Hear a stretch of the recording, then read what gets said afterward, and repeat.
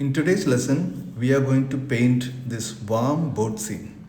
Hi friends, I am Vanidas Mangathil and let us learn watercolor together. I am using a 100% cotton cold pressed watercolor paper. The size of the paper is around A4. It's a 300 GSM paper. And I'm thoroughly wetting the paper now because I want to have some wet on wet background. I didn't have any clear idea of what I'm going to paint.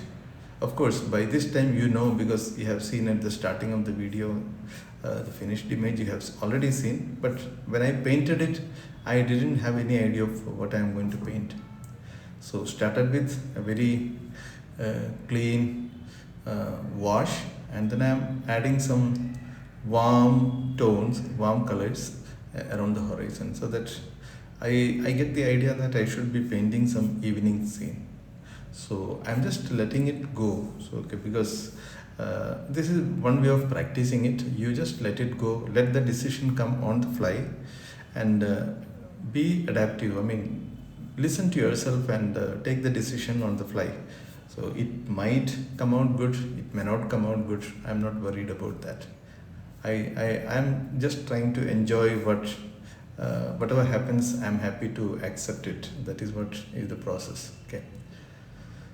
So the brush that I'm using is a mop brush. It's a synthetic mop brush, and the brand that I have used is from Camel. It's an Indian brand, but you can use any soft mop brush which can hold a good amount of water and soft bristles. Okay, so it's a kind of a graded wash or gradated wash, whatever you call it, and let it kind of smoothly merge into one another. Okay, so I think this is the kind of background, and the paper is kept at an angle of around 40 degree, I would say, and because of that you can see that the paint is flowing down around the center portion. You can see that the pigments are flowing down. That is due to the gravity, and I always like to keep the paper around this angle, around 30 to 40 degree angle. Okay, now this seems to be good enough for me. So let us think of adding some sort of clouds. Okay, some slightly darker color. So I have used a little bit of burnt sienna and blue and the warm colors. Along with the clouds, I am also thinking to add some sort of ripples. Okay, so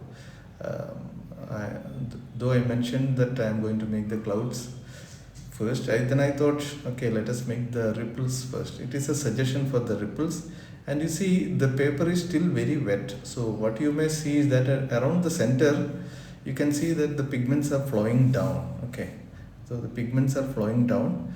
So we may have to do these suggestions for ripples a couple of times, because whatever I do, the pigments are flowing down around the center portion, around here. So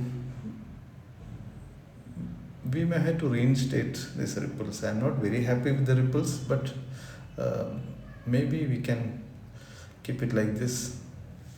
And now we have to think what to do next. See, we have some window. Okay, so when the paper is still wet, we have to decide whatever we want to do now.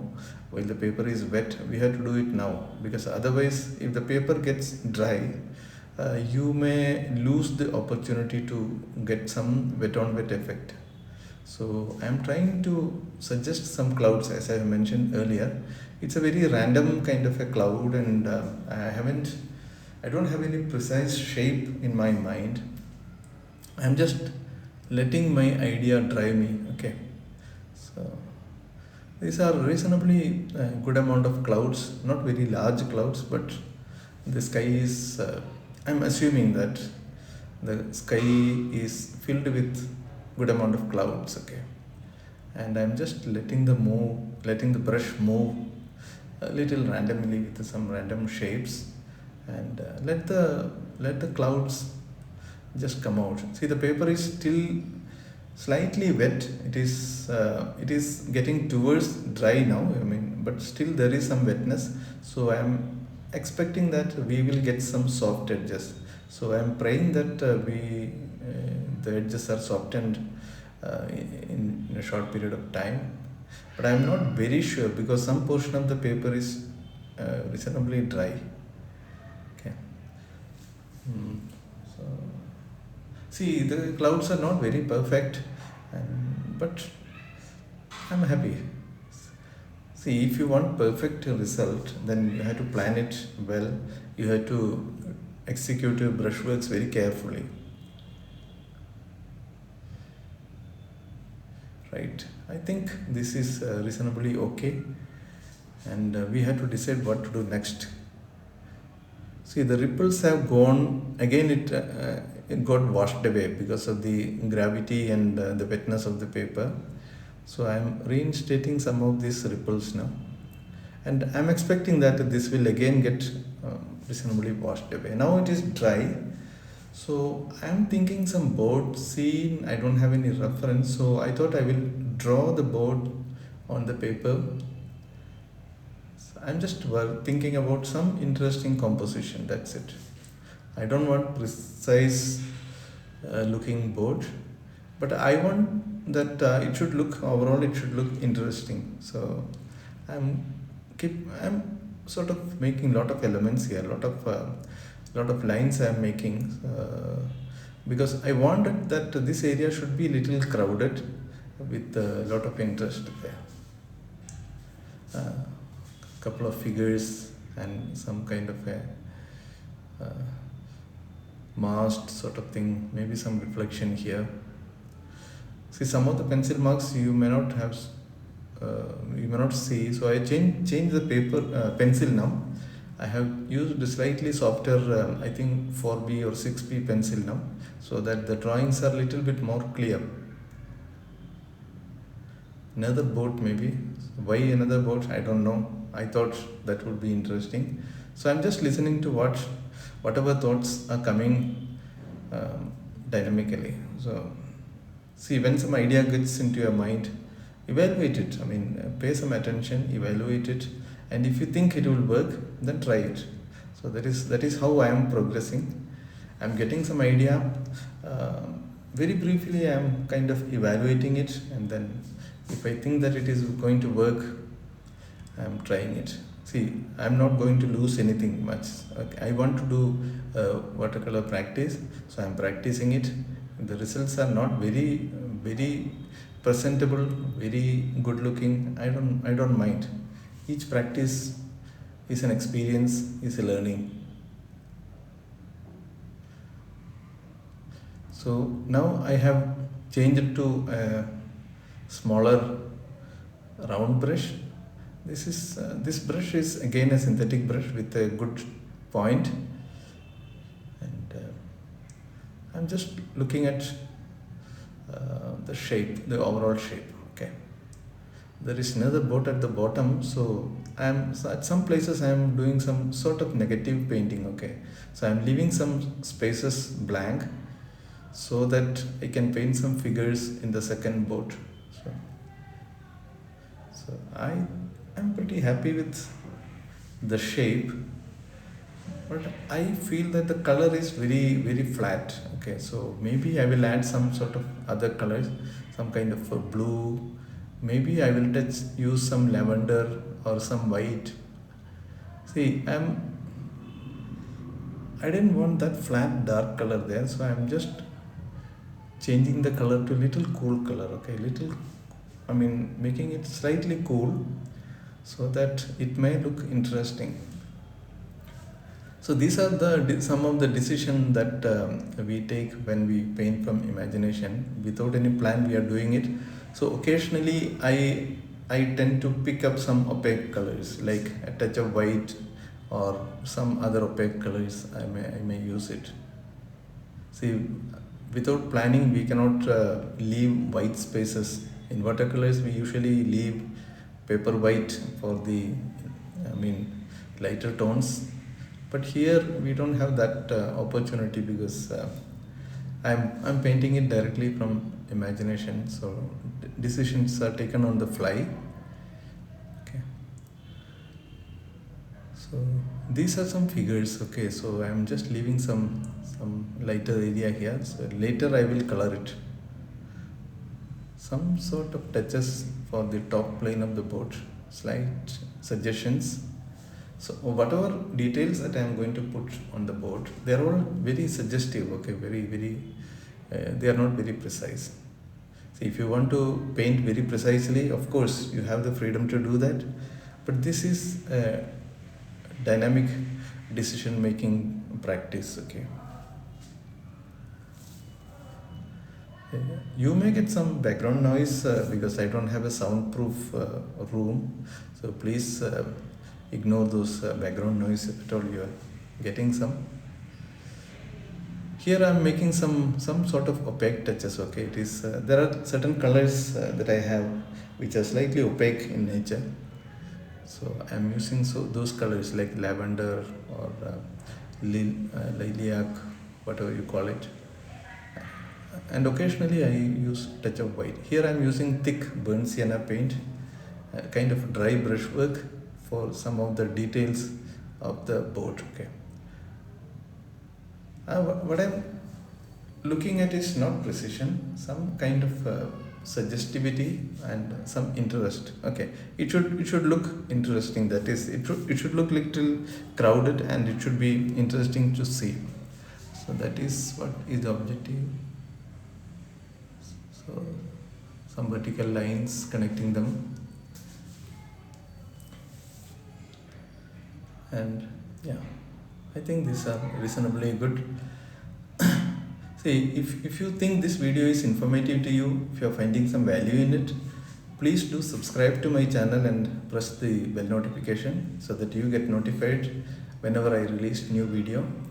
I know that there was a good amount of gap in my videos. I haven't posted for last couple of months because of a lot of domestic and personal reasons. I am expecting that I will be posting videos more frequently, so please drop some likes and comments and some motivation so that I can keep posting more and more videos and I can post it more and more regularly. Okay, so I would need your feedback, your motivation, your encouragement, etc. You may also please share this video to your artist friends who might also find it useful. So I'm using a liner brush here. It's a synthetic liner brush, and these are not perfect, as you may already see that these are not perfect, but just some kind of directional lines to make it look interesting. Okay, so I thought a little bit of more coolness, more blues may be useful, helpful. See, some of this blueness will get subsided when it is dry. Okay, the watercolor looks brighter when it is wet and it will dry lighter when it dries. When it dries, it will look lighter. I'm pretty happy with it. So here I'm adding a little bit more orange so that there is some color separation between the two boards.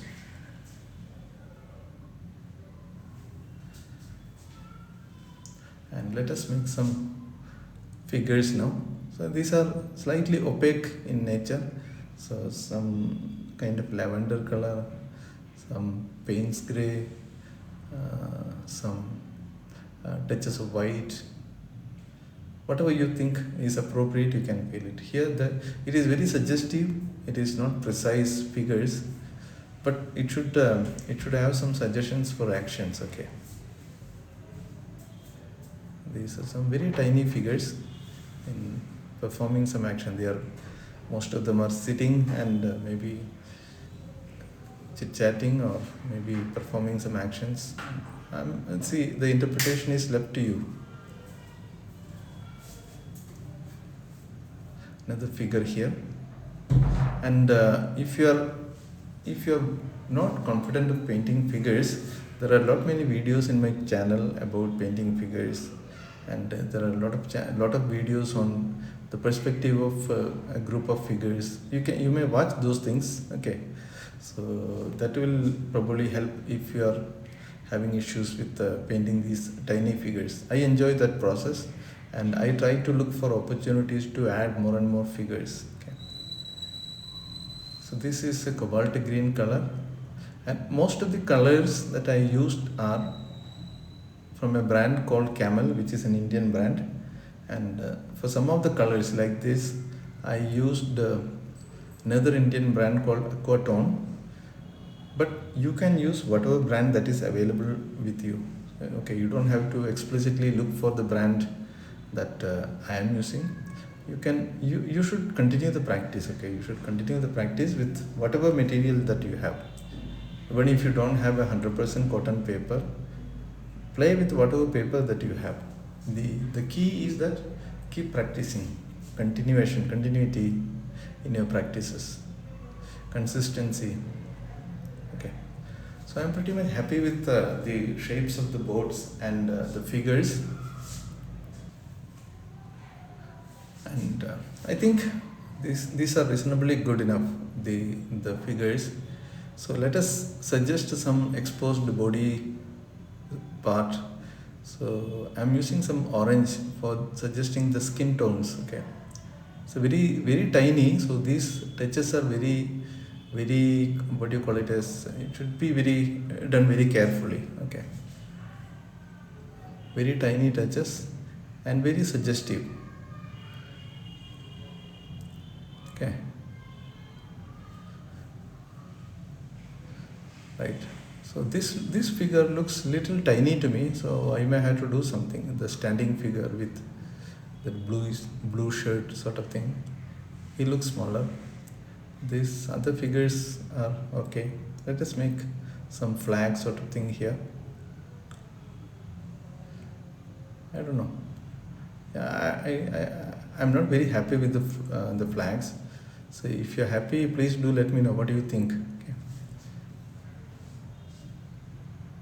See, when you do this kind of practice, when you watch this video and practice it, you don't have to practice this as the way it is. Okay, you understand the approach, and then you paint in your own way. Let your idea get reflected on the paper. Okay, now coming for reflections, again the reflection is not going to be very precise. Okay, just some sort of a suggestion for a mirror reflection, that's it.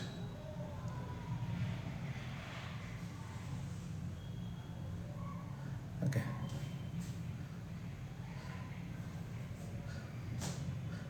again I'm using slightly bigger brush.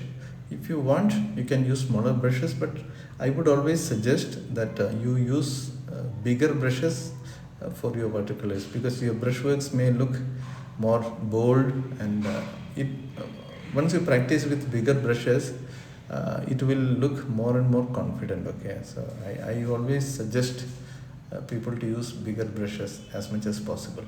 Okay, don't use very narrow tiny brushes, because it will make it very rigid. Some of this reflection of some of these figures above, see, the reflections are sort of mirror reflections. Okay, so you have to be a little careful, but this will be distorted. Okay, it may not be perfectly like a mirror, because the surface of the water is not very flat, it is not even, it is, the surface has a lot of disturbances due to the ripples, a lot of other external factors. Okay, so the reflection will have a lot of distortions, but overall it will look like a sort of mirror reflection. Okay, so some of these masks, these are broken and curved because of the distortions, and I think these are good enough for now, and little bit more suggestions. Okay, see, the reflection also I wanted it to look little crowded, little busy, so I am adding more and more kind of details. It's very casual sort of a brushwork. Okay, so don't have to be really worried about each brushwork that you do. some reflections here and there so that it looks more engaging. Yes, I think we are pretty much done, and let us give some highlight. So this rather than the highlight, I would say that these highlights will separate or will enhance these figures. There will be more, the figures will pop up, okay, because of these outlines. Otherwise they may be kind of hidden in the background. Okay, this again should be done very carefully, and these are very tiny touches. And if you are not happy using white with watercolors, because there is a convention of not using white with watercolors, but I am happy giving these highlighting touches, so you can use these highlighting touches. I mean, it is up to you. I will leave it to you. Okay, so I'm pretty much happy, but you don't overdo it. I think I'm already I'm overdoing it already, but I have to probably, I should have done slightly lesser these kind of touches, but it's okay. So if you think these videos are informative, they are useful, as I told earlier, please do subscribe and press the bell notification. Okay. If you have any question on the subject or whatever the approach, material, etc., please do write them into the comment box below. I will surely find some time to respond to you as early as possible. And if you think that this video can help your artist friends, please share this video to them so that they also can take benefit out of it, and I will have the benefit that my video is reaching to more and more people. Okay,